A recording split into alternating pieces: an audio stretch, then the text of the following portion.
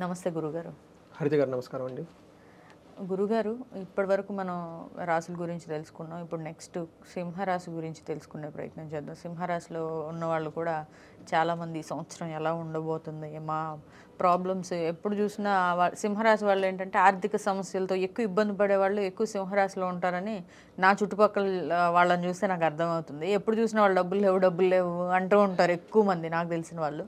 So అసలు సింహరాశి వాళ్ళకి ఈ కొత్త సంవత్సరం ఈ నెల జనవరి నెల ఎలా ఉండబోతుంది గురుగారు?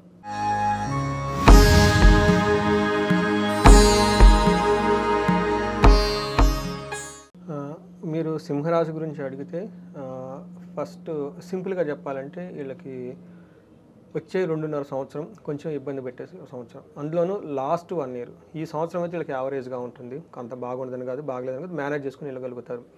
రీజన్ ఏమంటే వీళ్ళకి అష్టమ శని స్టార్ట్ అవుతుంది. వీళ్ళకి అష్టమ శని స్టార్ట్ అవుతుంది. ఇది కూడా మార్చి తర్వాత స్టార్ట్ అవుతుంది.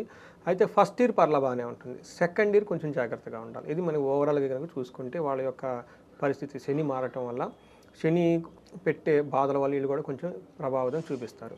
అయితే ఈ మంత్ ఎలా ఉంది మనం కనుక చూసుకుంటే జనవరి మంత్ 2025 ఫస్ట్ సింహరాశి కనుక చూసుకుంటే ఇందులో మఖా 1, 2, 3, 4 పాదాలు, పుబ్బ 1, 2, 3, 4 పాదాలు, ఉత్తర ఫస్ట్ పాదం, వీళ్ళంతా మనకి సింహరాశి కింద వస్తారని చెప్పుకోవాలి. అయితే పేరు బలం కనుక చూసుకుంటే వీళ్ళకి మా, మీ, ము, మే, మో, టా, టీ, టు, టే ఈ అక్షరాలు మోరల్స్ ఇదే సౌండ్తో ఉన్న వాళ్ళంతా కూడా మనకు సింహరాశిలో ఉంటారని చెప్పుకోవాలన్నమాట. మన గ్రహ స్థితి కనుక చూసుకుంటే వీళ్ళకి సూర్యుడి సంచారం మకర రాశిలో జనవరి 14న, బుధ సంచారం ధనుసు రాశిలో జనవరి 4న, శుక్ర సంచారం కుంభరాశిలో డిసెంబర్ 28 నుంచి, అంటే 2 రోజుల ముందు నుంచే వాళ్ళు అక్కడ ఉంటారు. తర్వాత కుజుడు మిథున రాశిలోకి జనవరి 21న, ఆ తర్వాత దానికి ముందు వీళ్ళు కర్కాటక రాశిలో ఉంటారు. ఈ గ్రహాల యొక్క స్థితిని బట్టి సింహరాశి వారికి ఎలా ఉందో చూద్దాం. మనకి జ్యోతిష శాస్త్రంలో చాలా టూల్స్, టెక్నిక్స్, కాన్సెప్ట్స్ అన్నీ ఉంటాయి. అండ్ ఇందులో ఒక కాన్సెప్ట్ ఏంటంటే సూక్ష్మ గోచారం, లఘు గోచారం అంటారు. దీంట్లో మనము వార్తల్లో హెడ్లైన్స్ లాగా వెరీ సింపుల్గా ఎలా ఉంటుందో మనతంతా చూడొచ్చు. అయితే ఇందులో 2 రకాలు. ఒకటి సూర్యుడు మారిన తర్వాత మారకముందు ఉన్నట్టు ఉంటుంది. అంటే జనవరి 14 తర్వాత ఒక రకంగా, 14కి తర్వాత ఒక రకం, ముందు ఒక రకంగా ఉండే అవకాశం ఎక్కువగా ఉంటుంది. ఈ ప్రకారం కనుక చూసుకుంటే మనకి సూర్యుడు మారక ముందు వీళ్ళకి ఎలా ఉంటుందంటే మనోరుజం, వ్యాధార్థి, ధనప్రాప్తి, విపత్తి అని చెప్తారు. అంటే 2 విషయాల్లో చాలా పాజిటివ్గా ఉంటుంది, 2 విషయాల్లో చాలా నెగిటివ్గా ఉంటుంది అనమాట. ఫస్ట్ ధనప్రాప్తి, విశేషంగా ధనం వస్తుంది.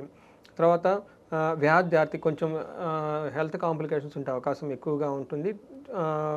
వేరే వాళ్ళు వచ్చేసి వీళ్ళని కొంచెం ఇబ్బంది పెట్టే విధంగా ఉండి దుఃఖమయంగా ఉండే అవకాశం ఎక్కువగా ఉంటుంది. అయితే మారిన తర్వాత వీళ్ళు సూర్యుడు ఎప్పుడైతే మారుతారో వీళ్ళకి ఎలా ఉంటుంది, శత్రునాశాంత, యువత జనబాధ, భార్య సుతాది కలహం, వ్యాధ్యార్థి అని చెప్తారు.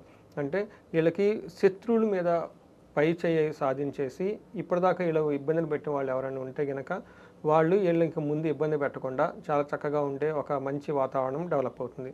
అంతేకాకుండా వీళ్ళకి 12వ ఇంట్లో కుజుడు ఉండటం వల్ల వ్యాధులతో కొంచెం ఇబ్బంది పడే అవకాశం ఎక్కువగా ఉంది. హాస్పిటల్కి వెళ్ళటం, దానికి సంబంధించి ఖర్చులు చేసే అవకాశం ఎక్కువగా ఉంటుంది. అంతేకాకుండా వీళ్ళకి లేడీస్ ద్వారా, జెంట్స్కి అయితే ఇబ్బంది ఉంటుంది. తర్వాత మనకి జెంట్స్ అయితే లేడీస్ ద్వారా, లేడీస్ అయితే జెంట్స్ ద్వారా ఇబ్బందులు కలిగే అవకాశం ఎక్కువగా ఉంటుంది. అది ఆఫీసులో కానివ్వండి, లేదంటే ఫ్యామిలీలో కానివ్వండి, బయట అక్కడ తెలిసిన సర్కిల్లో ఇబ్బందులు వచ్చే అవకాశం ఎక్కువగా ఉంటుంది. కేర్ఫుల్గా ఉండాలి. అంతేకాకుండా వీళ్ళు భార్యతోటి, పిల్లలతోటి గొడవలు జరిగే అవకాశం కూడా ఎక్కువగా ఉంది. అంటే ఈ మంత్ వీళ్ళు కొంచెం జాగ్రత్తగా ఉండడం చాలా ఇంపార్టెంట్ అనేది మనం తెలుసుకోవాలి. అయితే అన్ని విషయాల్లోనూ వీళ్ళు కొంచెం జాగ్రత్తగానే ఉండాలి ఏదేమైనా. అవునండి. ఒకే ఒక పాజిటివ్ ఏంటంటే వీళ్ళకి సూర్యుడు 6వ ఇంట్లో ఉండటం వల్ల వీళ్ళకి కొంచెం మంచి జరుగుతుంది అనమాట. మిగతా 2 ప్లానెట్స్ అంత అనుకూలంగా లేవని మనకు చెప్పాలి.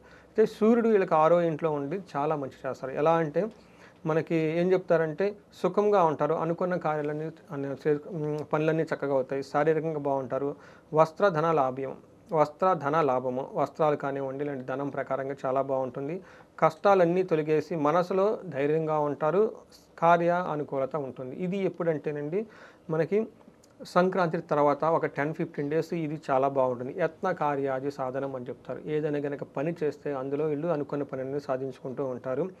దేహ ఆరోగ్యాది సంతోషం, హెల్త్ కాంప్లికేషన్స్ అన్నీ పోయేసి చాలా చక్కగా ఉంటారు. తర్వాత వస్త్ర ధాన్య లాభం, చక్కగా మంచి ఫుడ్ తినేసి ఎక్కువగా చేస్తూ ఉంటారు. అయితే ఈ టైంలోకి లగ్జరీకి సంబంధించి, భోగానికి సంబంధించిన విషయాలు కొంచెం కేర్ఫుల్గా ఉండాలి. మనకి ఇదే విధంగా వీళ్ళకి కుజుడు కూడాను మిక్స్డ్ రిజల్ట్ ఇస్తున్నారు. కొన్ని విషయాల్లో ట్రబుల్స్, కొన్ని విషయాల్లో కొంచెం బాగా సపోర్ట్ చేస్తూ ఉన్నారు. ఎలాంటి విషయాల్లో గురుగారు లగ్జరీకి సంబంధించిన విషయాల్లో జాగ్రత్తగా ఉండాలంటే కారు నడిపే విషయంలో అలాంటి విషయాల్లోనా, కాదండి, ప్రయత్నించే విషయంలోనా? కాదండి, వీళ్ళకి ప్లేజర్స్ అంటారు. ఓకే, అంటే too much sensual pleasures, okay, too much alcohol చేయటం, టూ మచ్ పెర్ఫ్యూమ్ వాడటం, టూ మచ్ ట్రావెల్ చేయటం, అంటే ఎక్కువగా నాకు లగ్జరీ కావాలి, కంఫర్ట్ కావాలి, సుఖం కావాలన్న దానికి ఎక్కువ అటెన్షన్ పే చేస్తారు. ఓకే. సో అది ఏమవుతుందంటే వాళ్ళు అనుకున్నంత వాళ్ళకి రాదు. ఆ లగ్జరీ, ఆ కంఫర్ట్, ఆ ప్లేజర్స్ అనేవి వాళ్ళకి ఉండదు. ఏదో ఫుడ్ తినాలని ఆర్డర్ పెడతారు, వాళ్ళు పెట్టిన ఫుడ్ వాళ్ళకి అంత టేస్టీ కనపడదు.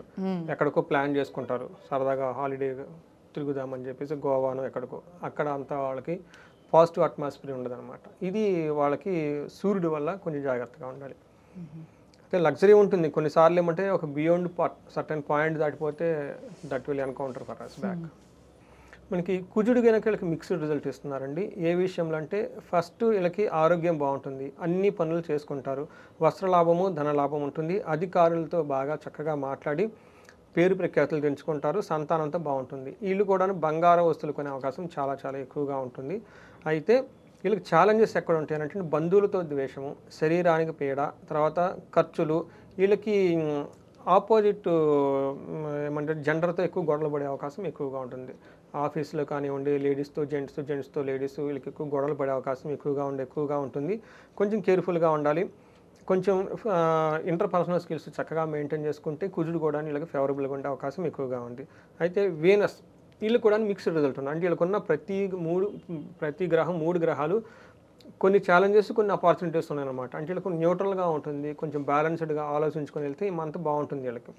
సో ఇందులో వీళ్ళకి ఎలా ఉంటుందంటే 7th హౌస్లో శుక్రుడు ఉండటం వల్ల ఇది అంత యోగ్యతను అయితే ఇవ్వదనమాట. ఏ విషయంలో అంటే పర్టికులర్గా లేడీస్ అయితే జెంట్స్ వల్ల ట్రబుల్స్ ఉంటాయండి, ఆఫీస్లో కానివ్వండి, ఇంట్లో కానివ్వండి. అదే జెంట్స్ అయితే లేడీస్ వల్ల ట్రబుల్స్ వచ్చే అవకాశం ఎక్కువగా ఉంటుంది. స్పౌస్కి హెల్త్ కాంప్లికేషన్స్ ఉంటాయి, భార్యకి కానీ భర్త కానీ ఎవరికో ఒకరికి ఒక అనారోగ్యం వచ్చే అవకాశం ఎక్కువగా ఉంటుంది. వీళ్ళు భేదాభిప్రాయాలు ఎక్కువ వచ్చేస్తాయి, భార్య భర్తలు కానివ్వండి, లేదంటే ఆఫీస్లో కొలీగ్స్ కానీ, లేడీస్కి జెంట్స్ వర్క్ చేస్తుంటారు కదండి, వాళ్ళ మధ్య భేదాభిప్రాయాలు వచ్చే అవకాశం ఎక్కువగా ఉంటుంది. అది కొంచెం గమనించుకోవాలి. అయితే వీళ్ళకి భేదాభిప్రాయాలు అయితే ఉంటాయి కానీ బట్ వాళ్ళకి రావాల్సిన సపోర్ట్ అయితే వస్తుందండి. ఇది ఒక్కటే గమనించుకోవాలి. ఓవరాల్గా హెల్త్ కాంప్లికేషన్స్ కానివ్వండి, వాళ్ళు మెయింటైన్ చేసుకునేది కానివ్వండి, డిగ్నిటీ కానివ్వండి, వాళ్ళ లుక్ కానివ్వండి, అంతా చాలా బ్రైట్గా ఉండేసి హ్యాపీగా ఉండే అవకాశం ఎక్కువగా ఉంటుంది.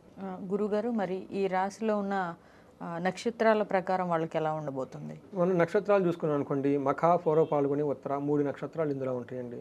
ఇందులో 2 విషయాల్లో చాలా పాజిటివ్గా ఉంటుంది, 2 విషయాల్లో కాంప్లికేటెడ్గా ఉంటుంది. ఏ విషయంలో పాజిటివ్గా ఉంటుంది? ధన ప్రాప్తి. ఈ రాశి వాళ్ళకి, మఖా నక్షత్రం వాళ్ళకి ధనం అయితే చక్కగా వస్తుందండి. ఫారిన్ వెళ్ళాలనుకున్న వాళ్ళకి చాలా బాగుంటుంది, క్షేమంగా కూడా ఉంటారు. అయితే ఛాలెంజ్ ఎక్కడ ఉందంటే అండి, ఒకటి హెల్త్ కాంప్లికేషన్ ఛాలెంజెస్ అయితే ఎక్కువగా ఉంటుంది. వీళ్ళు బంధించబడినట్లు ఉండే సిచ్యువేషన్స్ వచ్చేస్తుంది. ఇది కూడాను కుజుని వల్ల వ్యాపారం కానివ్వండి, కమ్యూనికేషన్ కానివ్వండి, లేదంటే ట్రాన్సాక్షన్స్ ఏదైనా చేయాలనుకున్న సిచ్యువేషన్లో అది చేస్తే మంచిదా, చేయకపోతే మంచిదా అన్న ఒక టఫ్ సిచ్యువేషన్లో ఉండేసి కన్ఫ్యూజన్లో ఎక్కువ ఉంటారు. దీన్ని పోగొట్టుకోవడానికి వీళ్ళు ఒక సబ్జెక్ట్ మ్యాటర్ ఎక్స్పర్ట్స్ని కానివ్వండి, లేదంటే ఒక గైడ్ని కానివ్వండి, మెంటార్ని కలిసినా, లేదంటే ఒక ఆస్ట్రాలజర్ని కలిసినా కానీ వాళ్ళు ప్రాపర్గా డైరెక్షన్ ఇస్తారు వీళ్ళకి. తర్వాత ఉత్తర పాల్గొని, పూర్వ పాల్గొని నక్షత్రం వాళ్ళకి ధనప్రాప్తి ఉంటుంది, క్షేమంగా ఉంటారు. వీళ్ళకి బంధించబడినట్టు ఉండే అవకాశం ఎక్కువగా ఉంటుంది, ఆరోగ్యంగా కూడా కొంచెం జాగ్రత్తగా ఉండాలి. ఉత్తర పాల్గొనికి చూసుకుంటే వీళ్ళకి ధనప్రాప్తి చాలా బాగుంది. 10th జనవరి 10th లోపున అనుకున్న పని ఒకటి బాగా సక్సెస్ అవుతుందండి. వీళ్ళకి క్షేమంగా ఉంటారు. అయితే వీళ్ళకి 2 కాంప్లికేషన్, 2 ప్రాబ్లం ఏమంటే ఛాలెంజెస్. ఒకటి బంధనం, బంధించబడినట్లుండే సిచ్యువేషన్ ఉంటుంది. అంటే ఇంట బయటనా గురుగారు, లేకపోతే ఇంట్లో వాతావరణంలోనేనా ఈ బంధించబడినట్టు ఉండేది? అంటే బేసిక్గా వాళ్ళ మైండ్ సెట్ అండి, మైండ్ సెట్. ఓకే. కన్ఫ్యూజన్లో ఉంటారు, ఎలా వెళ్ళాలో అర్థం కాదు. ఒక కేసు అంటే నాకు తెలిసిన వాళ్ళు ఐటీలో జాబ్ చేస్తున్నారు, ఆ జాబు ప్రాజెక్ట్ అయిపోయింది, ప్రాజెక్ట్ మీద బెంచ్ మీదకి రావటం అంటారు అనమాట. అంటే నెక్స్ట్ ప్రాజెక్ట్ ఉంటే కంపెనీలో ఉంటారు, లేదంటే ఇంకా అటు ఎగ్జిట్ అనమాట. వీళ్ళకు ఆలోచన వచ్చింది, ఈ టైంలో నేను జాబ్ చేసుకుంటే బెటరా, లేదంటే జాబ్ వదిలేసి బిజినెస్ ఏమైనా స్టార్ట్ చేస్తే బెటరా, ఈ కన్ఫ్యూజన్ వచ్చేసింది. దీంతో ఇటెళ్ళాలి అర్థం కాదు, ఇటెళ్ళాలి అర్థం కాదు. దీన్ని బంధనం అంటారు. సో బంధించబడినట్లు ఉంటారు, దీన్ని వదిలేయలేరు. వదిలేస్తే ఏమవుతుందంటే భయం. అలా నీ జాబ్ ఉందంటే లేదు, దీన్ని వదిలేసి బయటకు వస్తే జాబ్ మనకు బిజినెస్ దాంట్లో ఎక్స్పీరియన్స్ ఉంది ఏమైనా కాన్ఫిడెన్స్ ఉంటే అది లేదు, అసలు ఎలా నెక్స్ట్ ఇలాంటి టఫ్ అయిన సిచ్యువేషన్, ఒక కన్ఫ్యూజను, తర్వాత ఒక క్లారిటీ లేని డైరెక్షన్ రావడానికి బంధనం అంటారు. అంతేకాకుండా ఫిజికల్గా కూడాను కొన్నిసార్లు ఏదో ఒక పనిలో స్ట్రక్ అయిపోయి ముందుకు ఎన్నికి వెళ్ళకుండా ఉంటారు. నాకు తెలిసిన ఒకళ్ళు ఫోన్ చేశారు, వాళ్ళ మదర్కి సీరియస్ హెల్త్ కాంప్లికేషన్స్ ఉన్నాయి. సో వాళ్ళకి అంతకుముందు ఎక్కడికో వెళ్ళాలి, ఈ ఊరికి వెళ్ళాలి, ఎక్కడికో ప్లాన్స్ ఉన్నాయి. పాపం ఆ మదర్ హెల్త్ కాంప్లికేషన్స్ వాళ్ళు వీళ్ళు అక్కడే ఉండాల్సి వచ్చేసింది. ఒక 40-45 డేస్ వాళ్ళ మదర్ని చూసుకోవటం, హాస్పిటల్కి తీసుకెళ్ళటము, ఈ వర్క్తో వాళ్ళు బంధించబడినట్లయిపోయారు. అది అన్ఫేవరబుల్ సిచ్యువేషన్స్ పెట్టేసి. అందుకని ఈ టైంలో మరి వాళ్ళు ఆల్టర్నేటివ్ చూసుకోవాలి. ఎలా ఏంటి ఇక్కడ ఉండలేరు, ఆల్టర్నేటివ్కి వెళ్ళలేరు అన్నట్టు ఉంటుంది. వెళ్ళలేని ఉంటారు. మరి దీనికి ఎలా సొల్యూషన్ ఏంటంటే ఒక బాగా తెలిసిన వాళ్ళని అప్రోచ్ అయ్యి, ఏంటండి ఇది నాకు సిచ్యువేషన్ ఇలా ఉంది, నాకు ఒక జాబ్ ఆపర్చునిటీ ఉంది, ఇక్కడ మా మదర్కి హెల్త్ బాగలేదు, వాళ్ళకి వేరే వాళ్ళు సపోర్ట్ కావాలి, సహాయం కావాలి, ఎలా అయితే వెళ్తాము. ఇందాక కూడా మనం ఇంకో కేసు చూసాము, జాబ్ అనేది పోయింది, బెంచ్ మీద ఉన్నారు, తర్వాత జాబ్ బిజినెస్ చేసుకోవాలి, ఇందులో ఎక్స్పీరియన్స్ లేదు, అది రాలేదు, ఏంటి. అప్పుడు యాస్ట్రాలజర్ని కన్సల్టెంట్స్ని కానివ్వండి, ఎక్స్పర్ట్స్ని కానీ కలిసి పెద్దవాళ్ళని వాళ్ళతో బాగా వివరించి చర్చించుకొని డెసిషన్ తీసుకుంటే మంచి క్లారిటీ వస్తుంది. ఇట్లాంటి విషయాల్లో యాస్ట్రాలజీ చాలా హెల్ప్ చేస్తుంది. తర్వాత మనకి లత్త విషయాలు చూసుకుంటే ఉత్తర ఫాల్గుని వాళ్ళు కొంచెం గాయాలయ్యే అవకాశం ఎక్కువగా ఉందండి, కేర్ఫుల్గా ఉండటం మంచిది. రైట్ గురుగారు. మరి నెక్స్ట్ వీటి పరిహార మార్గాలు ఇప్పుడు వీళ్ళు ఇలా ఫేస్ చేస్తున్నారు. సో మనం కనుక చూసుకుంటే వీళ్ళకి బేసికల్గా వీళ్ళకి 2 రకాల ప్రాబ్లమ్స్ ఉన్నాయండి. ఒకటి వీళ్ళు బంధించబడినటువంటి సిచ్యువేషన్, రెండోది హెల్త్ కాంప్లికేషన్స్ ఎక్కువగా ఉంది. హెల్త్ వాళ్ళకున్న సీరియారిటీని బట్టి ఆరోగ్యంగా ఉండటానికి వీళ్ళకి మృత్యుంజయ మంత్రం చెప్పించుకుంటే చాలా బాగుంటుంది. శుక్రుని వల్ల వస్తుంది కాబట్టి వీళ్ళు శుక్రవారం కనుక అమ్మవారిని ప్రార్థించినా కానీ, లేకుంటే చాలా బాగా కలిసి వచ్చేస్తుంది. శుక్రవారం పూట తులసి చెట్టుకి పూజ చేసినా కానీ ఆరోగ్యం బాగుంటుంది. ఇంకా వీళ్ళు కనుక చేయగలిగితే సుహాసిని పూజ చేయగలిగితే చాలా బాగుంటుంది. ఎందుకంటే శుక్రుని ద్వారా వీళ్ళకి హెల్త్ కాంప్లికేషన్స్ వచ్చే అవకాశం ఎక్కువగా ఉంది. అయితే వీళ్ళకి బుధుని వల్ల బంధించబడిన లాంటి సిచ్యువేషన్ ఎక్కువ వస్తుంది. వీళ్ళు వాళ్ళకున్న తీవ్రతను బట్టి విష్ణు సహస్రనామం చదువుకున్న, లేదంటే విష్ణువుకి సంబంధించిన గుడికి వెళ్ళినా కానీ, లేకుంటే వెంకటేశ్వర స్వామి గుడికి వెళ్ళినా కానీ వీళ్ళకి చాలా బాగా కలిసి వచ్చేస్తుంది. అక్కడికి వెళ్ళిన తర్వాత వాళ్ళ మైండ్ బాగా క్లారిటీగా ఉండేసి మంచి డెసిషన్ తీసుకునే అవకాశం చాలా ఎక్కువగా ఉంది. ఇవి కాకుండా ఇంకెవరైనా విశేష ధన ప్రాప్తి కనుక చేసుకోవాలనుకుంటే వాళ్ళకి కుబేర పాశుపత హోమం చేయించుకుంటే ధన ప్రవాహం వస్తుందండి. చాలా చక్కగా వివరించారు గురుగారు. ధన్యవాదాలు. ధన్యవాదాలండి.